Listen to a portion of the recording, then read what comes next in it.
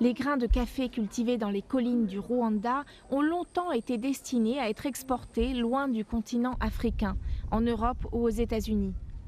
On peut désormais déguster un arabica rwandais à Lagos, au Nigeria, en expresso ou dans un cappuccino, dans un des établissements de la marque Neo.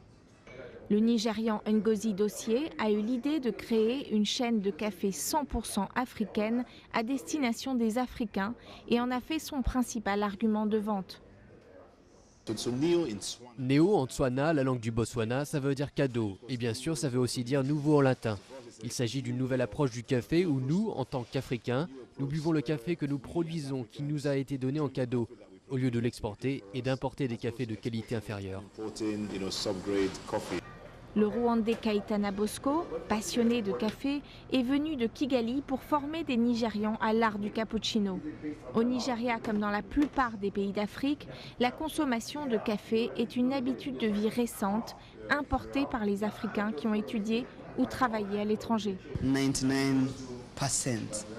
99% de nos clients sont des returnees, des Nigérians qui reviennent au pays ou bien des étrangers.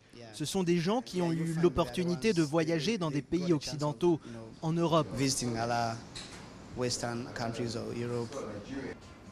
L'homme d'affaires nigérian Chukwu Emwa, qui a longtemps vécu aux États-Unis, fait partie de ces returnees, devenus accros au café en fréquentant la chaîne américaine Starbucks. Je suis un adepte du Starbucks. Chaque fois que je vais aux États-Unis ou ailleurs à l'étranger, je cherche un Starbucks et je me prends un café. Et maintenant qu'il y a Neo, je viens au café Neo pour mon café latte.